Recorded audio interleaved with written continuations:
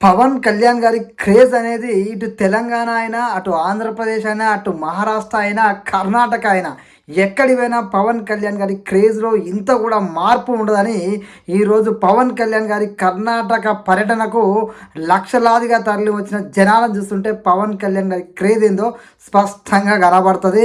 ముఖ్యంగా పవన్ కళ్యాణ్ గారు కర్ణాటకలోని చింతామణి పట్టణంలో మాజీ సుప్రీంకోర్టు న్యాయమూర్తి గోపాల్ గౌడ గారు ఆధ్వర్యంలో నిర్వహించినటువంటి కార్యక్రమానికి పవన్ కళ్యాణ్ గారు హాజరవడం జరిగింది. పవన్ కళ్యాణ్ గారి రాకతోటి కర్ణాటకలోని ఆ చింతామణి పట్టణం మొత్తం అయితే పవన్ కళ్యాణ్ గారి నినాదాలతోటి, పవన్ కళ్యాణ్ గారి ఓజీ నినాదాలతోటి మారుమోగిపోయింది. నిజంగా చెప్పాలంటే పవన్ కళ్యాణ్ గారు కర్ణాటకకి వెళ్ళినా పవన్ కళ్యాణ్ గారు, తెలంగాణకి వెళ్ళినా పవన్ కళ్యాణ్, మహారాష్ట్రకి వెళ్ళినా పవన్ కళ్యాణ్ గారు, ఆంధ్రప్రదేశ్కి వెళ్ళినా పవన్ కళ్యాణ్, సౌత్కి వెళ్ళినా నార్త్కి వెళ్ళినా ఒకటే మాట పవన్ కళ్యాణ్ పవన్ కళ్యాణ్.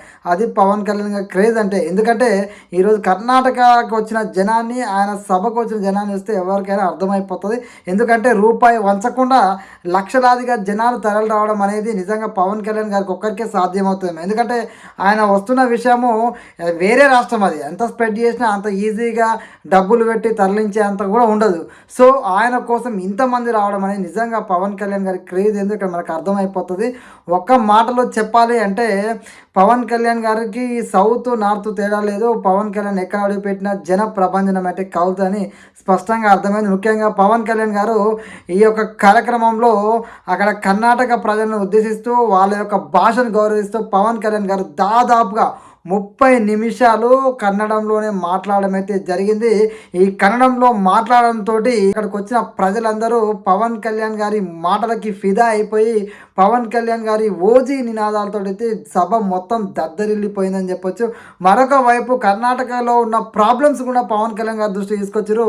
అక్కడి ఎమ్మెల్యేనే మాకు నీటి కొరత ఉందని చెప్పి సభ సాక్షిగా పవన్ కళ్యాణ్ గారి దృష్టికి తీసుకురావడం అనేది నిజంగా పవన్ కళ్యాణ్ గారు ఆంధ్రప్రదేశ్కు డిప్యూటీ సీఎం కాబట్టి ఆంధ్రప్రదేశ్లో అయినా తెలంగాణలో అయినా ఆయన ఎలాంటి సమస్యలైనా చిటికలో దాన్ని సాల్వ్ చేస్తాడు. కానీ కర్ణాటక ప్రజలు కూడా పవన్ కళ్యాణ్ గారి మీద ఎలాంటి నమ్మకం పెట్టుకుంటే ఏకంగా ఒక ఎమ్మెల్యేనే మాకు నీటి కొరత ఉంది, దయచేసి ఈ ప్రాబ్లమ్ని మీ దృష్టికి తీసుకొస్తున్నా, మీరు కొంచెం సాల్వ్ చేయండి సార్ అని చెప్పేసి పవన్ కళ్యాణ్ గారి దృష్టికి తీసుకుంటే అది పవన్ కళ్యాణ్ గారి మీద ఉన్న నమ్మకం. అది కర్ణాటక ప్రజలకు కూడా పవన్ కళ్యాణ్ గారి మీద ఇంత నమ్మకం అంటే ఆ ఎమ్మెల్యే మాటలు చూస్తేనే మనకు అర్థమవుతుంది.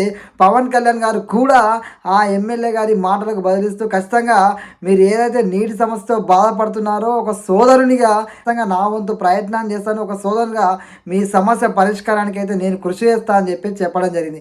చూసిరు కదా, అటు తెలంగాణ అయినా ఆంధ్ర అయినా మహారాష్ట్ర అయినా ఎక్కడికి వెళ్ళినా పవన్ కళ్యాణ్ గారి క్రేజ్తో పాటు పవన్ కళ్యాణ్ గారి దృష్టికి సమస్యలు వస్తున్నాయంటే పవన్ కళ్యాణ్ గారి మీద ఎంత నమ్మకం ఉంటే వస్తో మన తెలుగు ప్రజలందరూ కూడా ఆలోచన చేయాలి. ఎందుకంటే మన తెలుగుడికి కర్ణాటకలో కూడా ప్రజలు బ్రహ్మరథం పడుతున్నారు, అదేవిధంగా ఆయన దృష్టికి సమస్యలు తీసుకొస్తున్నారు. అంటే మనం ఏం సాధించామంటే ఎక్కడికి వెళ్ళినా కూడా తెలుగులో పవర్ ఏందనేది చాటి చెప్తున్న పవన్ కళ్యాణ్ గారు అయితే మొన్నటికి మొన్న మహారాష్ట్ర ఎన్నికల ప్రచారంలో పాల్గొన్నాడు.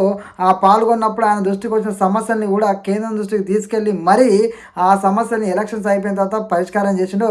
ఆయన ప్రచారం చేసిన ప్రతి చోట ఏ విధంగా గెలిచినా మనం అందరం చూసాము.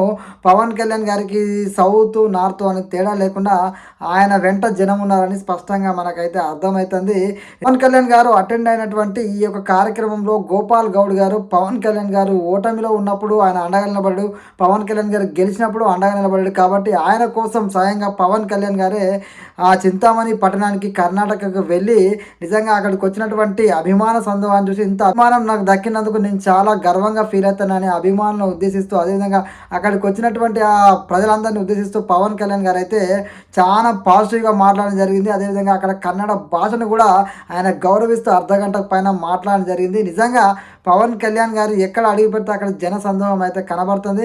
పవన్ కళ్యాణ్ గారు ఏ ప్రాంతానికి వెళ్ళినా ఆ ప్రాంతానికి సంబంధించినటువంటి భాషల్ని గౌరవించడము, ఆ ప్రాంతానికి సంబంధించిన సంస్కృతిని గౌరవించడం తరచూ ఆయన మాటల్లో, ముఖ్యంగా ఆయన ఏదైతే ఆ ప్రాంతంలో ఉందో ఆ ప్రాంతం గొప్పతనం గురించి ఆ ప్రాంత భాషలోనే మాట్లాడుతూ అక్కడ ప్రజల హృదయాలను గెలుచుకుంటుందంటే నిజంగా ఇది పవన్ కళ్యాణ్ గారు రాజకీయంగా పక్కన పెడితే పవన్ కళ్యాణ్ గారి వ్యక్తిత్వ పరంగా ప్రజల మనసులో అయితే గొప్పగా గెలుచుకుంటుందని చెప్పొచ్చు.